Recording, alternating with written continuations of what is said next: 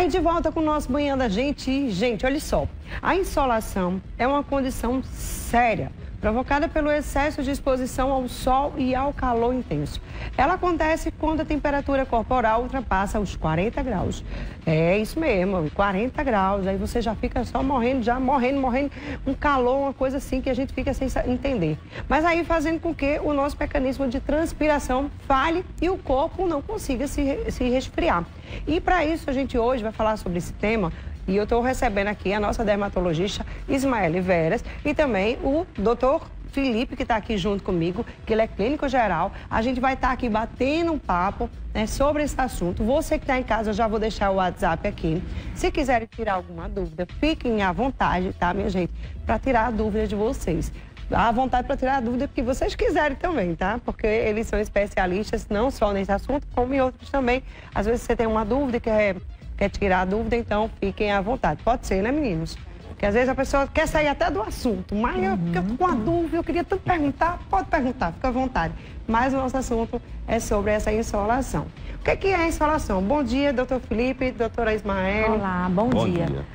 A insolação é exatamente esse aumento de temperatura, né, acima de 40 graus. Então, quando ocorre esse aumento de temperatura, a gente perde o nosso sistema regulatório, ele para de funcionar. Então, com isso, a gente não consegue transpirar, que seria uma forma da gente eliminar esse calor. E aí, essa temperatura, ela aumenta, causando vários danos, né? Tanto neurológicos, como renais, como, consequentemente, você teria uma desidratação nessa tentativa, perda de eletrólitos, sódio, potássio. E aí vem todas as consequências que, inclusive, se não for tratada, pode levar à morte. É verdade. Doutor Felipe, me diz uma coisa, o que a gente faz, assim, para a gente hidratar o nosso corpo? O que a gente realmente pode estar fazendo? Tem que estar tomando banho direto? Tem que estar tomando água? O que a gente pode fazer para hidratar, para a gente se hidratar nessa época? Assim, só lembrando, né? 2/3 do nosso corpo são feitos de água, tá? O doutor Ismaele, que é especialista em pele, ela sabe bem disso, está aqui do meu lado. E o que acontece? A grande defesa contra ondas de calor, que é o que a gente tem agora, é a hidratação. Não há o que falar. A hidratação é você tomar muita água, para você ter muita água no seu corpo, o seu rim funcionar bem, os seus órgãos funcionarem bem e você ficar bem. Qual é o primeiro impacto que tem do excesso de calor? É a pele, que é o maior órgão do nosso corpo. Então a pele também merece atenção. A pele tem que ser hidratada com hidratantes, tem que ser protegida com protetor solar e ela vai ser o primeiro órgão de choque. E aí você perguntou o que é que a gente faz exatamente. Então vamos lá, primeiro segredo prático é realmente ingerir água, tá?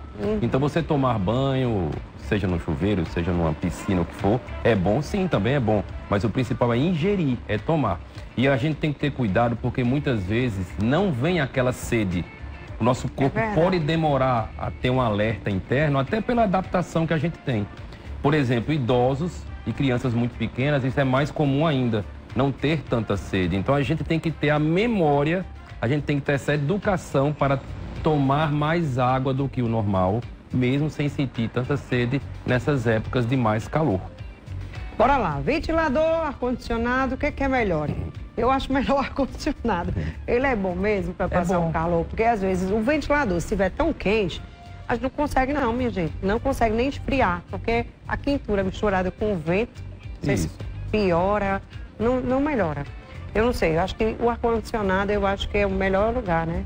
Mais fresquinho. E aí, o que você me diz? Será que o ar-condicionado, ele é bom mesmo? O ar-condicionado, ele é bom, porque ele realmente baixa a temperatura e tira um pouco dessa perda de calor pela temperatura elevada. Só tem que ter um cuidado, o ar-condicionado também tira a água do ambiente. É tanto que você vê ele pingando, né? Todo ar-condicionado tem que ter o caminho da água dele. Resseca um pouco na nossa Ele garganta. resseca o ambiente que ele gelou. Então, como é que vai ser essa questão? Se é bom resfriar, mas é ruim perder a água? É a velha história da vida, né? É o equilíbrio.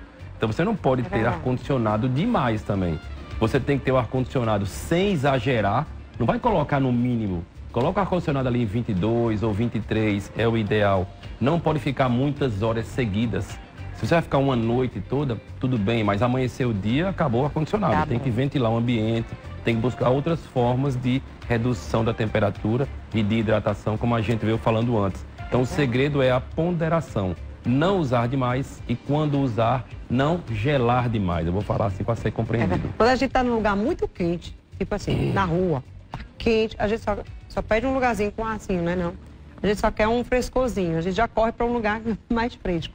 Mas fazer o quê quando a gente pega uma insolação, doutora? Então, é bom que todo mundo fique atento, porque a pessoa ela pode ter esse quadro diante de qualquer situação, né, pública, que não necessariamente vai ter ali um médico, vai ter um socorro especializado. Então, a primeira coisa é você tirar aquela pessoa daquele ambiente quente. Quando você remover, você tem que tirar também todas as vestes, todas as roupas que estão ali piorando a sensação de calor. Tem que deixar aquela pessoa sempre com a cabeça mais elevada, porque se ela sentir tontura, náusea, vômito, ela pode broncoaspirar e ter uma pneumonia por broncoaspiração. Tem que já procurar resfriar aquela pessoa, então compressas geladas, principalmente na testa, na axila, na virilha, borrifar água gelada, né? E se perceber que a pessoa está piorando, que a situação clínica está deteriorando, é realmente chamar também o socorro, né? O 192, o SAMU, para poder ter uma atenção especializada em ambiente hospitalar. É verdade. Doutor Felipe, quais são os cuidados que a gente também deve ter quando a gente for fazer exercício físico, né? Muita gente se exercita, tem gente que não toma nem um gole de água. Não é isso? Tá lá se exercitando, não sei como é isso, não toma nem um pouquinho de água. E aí, também, nessa época quente, assim, se exercitar, faz bem, faz mal? Exercício físico é tão bom para a saúde que mesmo na onda de calor não há contraindicação. Não é porque chegou um calor excessivo que a gente deve abandonar os exercícios. Não, pode continuar. Só vai ter cuidados extras, né? Então você vai ter que ter mais hidratação ainda do que o normal. Na verdade, todo mundo que vai fazer esse exercício físico deveria ter uma garrafa d'água própria. Sim. Para garantir que vai tomar água. E vai tomar. Vai que você chega num local que tem algum problema com copo, não sei o que pode estar acontecendo, e você não se hidratar, não pode. Então, todo mundo tem que ter uma garrafa d'água. Nesta época em que está muito calor, não se exercitar ao ar livre depois das 10 da manhã e antes de 4 da tarde. Então, entre 10 da manhã e 4 da tarde, evitar esse intervalo de exposição, por exemplo, a sol, a tudo. Se você quer fazer atividade ao ar livre, se não for num ambiente fechado como academia, não vá até 10 horas, né? Só vá antes de 10 da manhã e depois de tardezinha ou de noite ao ar livre. Né? Porque o sol, nesse horário, gente, nesses horários de 10 até 3 e pouquinho, 4 horas, é muito quente, né? E aí a pessoa, além de pegar uma insolação, vai piorar mais ainda. Exatamente. No caso da pessoa, e fazendo exercício que você força mais ainda o corpo e a temperatura corporal. É capaz da pessoa ter um piripaque até. Bora lá, quais são os cuidados que a gente deve ter com os nossos idosos, nossas crianças também, os expostos ao sol? Porque criança chega na... Minha filha, olha, sai de casa, já quer chegar na praia, já quer correr para o mar, quer tomar banho, nem lembra nem do protetor solar.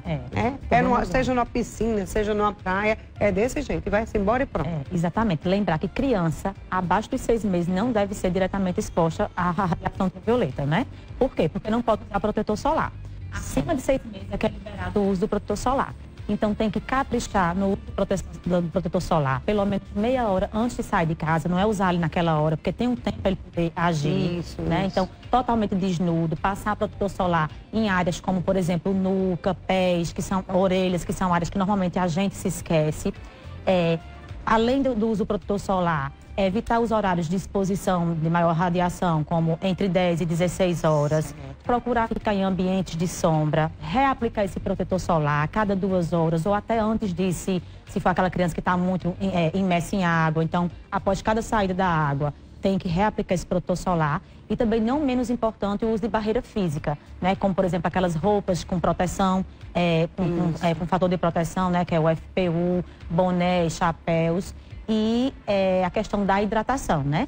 Então, antes de sair de casa, já se hidratar, levar a garrafinha, como ele sempre falou, o suquinho, somente criança, idoso, ofertar o que ele geralmente gosta de ingerir, né? E lembrar que realmente a sede é bem menos comum, tanto em crianças como os idosos. Então, você tem que estar ofertando para poder ele ter aquela ingesta adequada. Com certeza. Bora lá, protetor solar.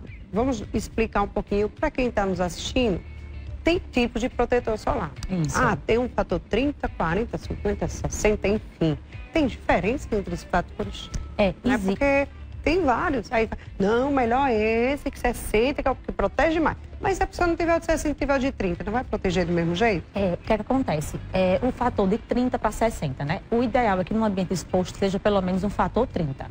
Então, quando a gente vai ver individualmente, um protetor 60, ele tem, por exemplo, uma porcentagem de 5% a mais de proteção do que o de 30. Então, você diz, 5% a mais não é nada, eu vou usar o de 30, que até é mais barato, só que esses estudos são in vitro. É se você realmente aplicasse a quantidade correta. Certo. A quantidade correta é 1 colher de chá, por exemplo, no rosto, certo, no tronco, né? E 2 colheres de chá, se fosse nos braços e nas pernas. Certo. Então, o que acontece? Ninguém faz isso. Porque senão você ia parecer um fantasminha. Imagina você colocar 1 colher de chá no seu rosto. Imagina, então, a gente vai ficar branco. Pra gente dar esse desconto da quantidade correta, que a gente não faz uso, e da reaplicação correta, o ideal é que você opte por um fator maior. Certo. Porque você vai ter um tempo de proteção maior. 30, 60 quer dizer que você vai ficar 30 vezes mais exposto ao sol. Se você, por exemplo, demora 5 minutos para ficar vermelho, vermelho no sol. Se você usa um fator 30, então você vai ter um tempo de 30 vezes 5. Né? Então você vai ter 60 minutos. Se você fica vermelho com 5 minutos, se você usa um protetor solar fator 30, você vai demorar 60 minutos para poder ficar vermelho, né? Se for 60, aí vai ser 60 vezes 5. Então é o tempo que você leva, que ele lhe protege para você não apresentar vermelhidão na pele. Então sempre opte por um protetor solar realmente com fator mais alto para a gente dar esse desconto, tanto da reaplicação, dar o tempo, né, exatamente, tanto da reaplicação quanto da quantidade correta que a gente não faz uso. Certo, tudo certo. Vamos escutar o nosso áudio aí? Solta aí, vai, Dinho. Não escutei. Quem tem asma com ar-condicionado prejudica ainda mais? Bom dia, Maria do Bessa. Obrigada, Maria. Doutor Felipe, eu vou passar para doutor Felipe. Quem tem, né, asma, pode dormir no ar-condicionado? Tem algum problema? Vamos pensar assim, quando a gente pensa quem tem asma, a gente imagina que aquele ambiente criado pelo ar-condicionado fechado, né, vai piorar a asma. Como é que isso vai acontecer? Vamos lá. Se houver ressecamento excessivo, vai ressecar o pulmãozinho da criança lá, ou da pessoa, o pulmão da pessoa que tem asma. Se houver poeiras e sujidades no sistema de ar-condicionado, e se houver frio excessivo, que o próprio frio também faz uma contração, a gente sabe disso, o frio contrai e contrai também o pulmão lá dentro, piorando a asma. Então tem que ter um ar-condicionado extremamente limpo. Então aquelas limpezas que você faz quase sempre com empresas, pessoas especializadas, gastando um pouquinho mesmo, tem que ser feito com muito mais intensidade do que as pessoas que não têm asma. Frequência, né? Tá, então eu estou falando assim, pode usar. Não estou proibindo, pode usar. Mas tem que fazer uma limpeza muito mais frequente, tipo a cada 3 meses, uma limpeza completa do sistema. Tem que sempre ficar no máximo 23. Então o ar-condicionado tem que ser 23 ou 24. Ah, mas eu queria que fosse bem geladinho. Mas não vai ser não, porque não pode. Para quem tem asma. Tem que ser um pouquinho... Ninguém deveria, mas em asma é proibido mesmo, tá? Então coloca ali em 24, só para dar uma climatizada, como se diz. E evitar tempo excessivo, como eu falei um pouco antes. Isto é, só pode ser ali à noite, quando o dia amanhecer não pode mais. E também, se for uma época em que esteja com pouca umidade do ar na cidade, e você pode ver até na meteorologia, como está agora, nessa onda de calor, é ideal você, no quarto em que está, colocar uma toalha molhada ou uma bacia de água para ajudar naquela hidratação local. São essas condições que a gente está conversando aqui, que vai ser autorizados ao ar-condicionado para quem tem asma. É verdade, viu? E também tirar, né, as bichinhas de pelúcia, cortina, sempre estar limpando. Aí são os porque se tiver recados poeira, aí geral. piora mais ainda, porque o ar-condicionado vai estar lá, ou o ventilador piorou mais, eu acho que piora mais ainda, que o ventilador vai estar jogando o vento para todo canto, e se tiver poeira, piorou mais ainda, minha gente, pelo amor de Deus. Isso aí. Tem que estar tudo limpo, até o ventilador tem que estar limpo, né? Tem gente que não limpa o ventilador, fica lá aquela poeira por trás, pela frente. E aí vai piorar mais ainda a situação da pessoa. Bora colocar a próxima pergunta, Dudinha? Na tela? Na tela? Vamos lá, simbora. Bom dia. De noite, quando vou dormir, minha boca fica ressecada, né? O que pode ser? Quando vai dormir fica ressecada, acho que devido ao ar-condicionado, será? Ismari quer responder? E aí? Do clínico aí. Boa pergunta. A boca fica ressecada. Aí a gente pergunta por quê, né? Aí diga assim, eu estava dormindo, eu não vi por quê. Tudo bem. Tem que pensar em algumas coisas, tá? Será que você tem obstrução nasal que está fazendo você respirando pela boca à noite, que não precisaria? Então, de cara, já aconselho você procurar um médico otorrinolaringologista, fazer uma consulta, para ele avaliar se teu nariz tem algum problema, se sua veia tem algum problema de obstrução, que a gente chama de uma sinusite crônica, ou se ele tem algum problema de desvio de septo, que precise até operar, não sabemos. Tem que procurar um otorrino para ele fazer uma avaliação. Em segundo lugar, pensar no que falamos antes. Se for um quarto com ar-condicionado, se você está exagerando na climatização, se ele está realmente sendo limpo constantemente. Ter ar-condicionado, gente, é uma despesa constante, desculpa. Tem que fazer manutenção periódica, não tem jeito, não tem caminho. Verdade. Quem não quiser gastar vai ter que aprender, eu não sei como, vai ter que fazer. Então você tem que fazer esse caminho, tá? Um otorrino e avaliar o ambiente, lembrando o que a gente falou uns 4 minutinhos atrás. Essa questão da respiração pela boca resseca muito a garganta. Exato. Então, para quem tem isso, é bom procurar um médico, né, gente? E também deixar sempre uma água do lado da cama para estar, acho que tomando, hidratando um pouco a garganta. Se sente isso, é bom procurar primeiro o médico. Bora lá, tem mais alguma pergunta agora? Eu não tô te escutando não, Dudinha. Tem? Certo. Bom dia, gostaria de saber se é obrigado a passar o protetor de 2 em 2 horas, mesmo sem ir à água. Como ela falou agora há pouco, depende do protetor, né? Na verdade, assim, no dia a dia, se você não está em uma atividade com uma fotoexposição, por exemplo, sai de casa, vai ao trabalho, não tem essa obrigatoriedade de a cada 2 horas, mas a gente recomenda sair de casa, passar o protetor solar antes, meio-dia, ali reaplicar, quando for ali 16 horas, 15 horas, fazer essa reaplicação. Então, pelo menos 3 vezes ao dia. Mas se você estiver em um ambiente aberto, numa praia, piscina, clube, atividade física, mesmo que você não tenha essa imersão em água, você tem que reaplicar a cada 2 horas. Por quê? Porque você sua, né? Então você transpira, você passa a mão, você passa a roupa, você fricciona, você pega o celular, você acaba tirando aquele protetor. Então você tem que realmente reaplicar, porque ele vai saindo com o tempo. É verdade. E tem 2 tipos de protetor, rosto e corpo, né? Isso. Corpo, posso usar no rosto? O do corpo você não deve usar no rosto, porque o do rosto, ele tem toda uma tecnologia desenvolvida para um pH que é diferente, para uma pele que é mais acneica, ou que é mais seca, ou que é mais oleosa. Então, os protetores solares para corpo, geralmente eles têm uma cosmética mais grudenta, né? É exatamente para isso, para que ele grude mais no seu corpo, né? Que você fique mais protegido. Então, se você passa o do corpo no rosto, você vai acabar gerando uma acne, uma oleosidade na pele, um processo alérgico, porque geralmente ele não tem aquela tecnologia tão desenvolvida, assim, com tantos critérios como o do rosto, né? E o ideal é que no rosto a gente use protetor solar com cor. Então, lembrar, gente, que tem 2 coisas diferentes. Existe protetor solar com cor e existe base com proteção solar. É a mesma coisa? Não é. E uma coisa não substitui a outra. Por quê? O protetor solar com cor, ele é um protetor solar com toda a tecnologia de proteção contra a radiação VA, UVB, de resistência à água, e que ali ele adiciona o pigmento. Esse pigmento ele vai ser importante, por quê? Porque ele vai te dar a proteção contra a luz visível. Então, a gente está aqui num ambiente fechado, mas com várias luzes aqui em cima da gente, a gente tem essa exposição à luz visível que, sabidamente, ela também mancha a pele e ainda tem estudos aí mostrando que ela pode também causar um envelhecimento. Certo. Então, o protetor solar com cor, além da proteção contra a radiação ultravioleta que o branco também oferece, ela vai proteger contra a luz visível. E o protetor solar branco, ele não tem essa proteção contra a luz visível. Já uma base com proteção solar é diferente, ela é uma base. Então, o protetor solar dessas bases geralmente é muito baixo. Então, é 20, 15, então não é o suficiente. O que você deve usar é um protetor solar com cor. E se você quiser, na sequência, pode usar a sua base, mas nunca que a sua base vá substituir o protetor solar. Não mesmo. Bora lá, tem mais uma pergunta aí, Dudinha? Bora lá. Bom dia, Marília Lima e o pessoal e o doutor, né? Eu queria saber de vocês, eu trabalho na área de vigilante e eu queria saber de vocês uma recomendação para fazer caminhada na parte da tarde, qual seria o melhor horário, e tá com garrafa d'água sempre nesse verão, me orienta aí, por favor. Carlos do Conde, bom dia para todos. Nada, meu amigo. E aí, né? Ele trabalha como segurança. Às vezes, pode ser que trabalhe no sol, né? Se expondo. E aí, faz o quê? O melhor horário, que ele falou, né? Criança, idoso, é exatamente após as 16 horas, né? Mas lembrando que após as 16 horas, também o ideal é que use protetor solar, né? Principalmente nas áreas que a roupa não cobre.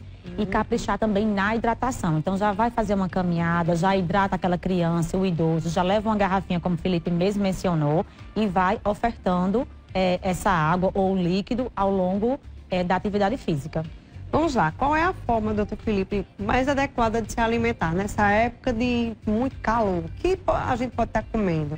Mais frutas, mais coisas, comidas mais líquidas ou todo tipo de comida a gente pode comer? Tem gente que fala, você estava vendo um artigo ontem, dizia assim, coma água, né? Você pode comer água. Era uma brincadeira que ele fazia com o seguinte, você tem frutas como melancia, que são mais de 90% água, melão, frutas em geral, né? Os legumes também, você tem aí abobrinha, você tem chuchu. Pode ver que o chuchu ele fica bem tenro, ele é bem molinho, porque muita água que tem ali dentro. Então, a gente tem que ingerir alimentos que também tenham muita água na composição, que tenham fácil digestão. Então, se você, por exemplo, comer carnes demais, a carne não é um item de fácil digestão. Você vai forçar o seu corpo a um metabolismo, que a gente chama que é você trabalhar o funcionamento do corpo mais intenso. E já está uma época de calor, já está uma época de necessidade de água, não é o ideal, tá? Então, o correto é muitas frutas, muitos legumes, muitos vegetais. Pelo menos metade da dieta. É verdade. O ideal seria 2 melancia terços. é bom demais, melancia. Pois é tanto que quando a gente vai fazer um suco de melancia, nem precisa colocar água. Bateu a melancia, já vira água, vira o suco, né? Os sucos totalmente, verdes, os sucos muito detox, bom. né? Tá valendo tudo isso aí, junto com muita água, como falamos antes, e evitar os chamados alimentos pesados. Vamos até esticar um pouco para a vida toda, né? Ninguém deve estar comendo muitos alimentos pesados, porque o teu corpo fica sempre sendo recrutado, né? Tem gente que fala assim, mas eu gosto muito de carne, de macarronadas, por exemplo, o que for, e eu não sou tão gordo não, olha. Mas quem falou que ser gordo ou não vai ser um sinal de saúde?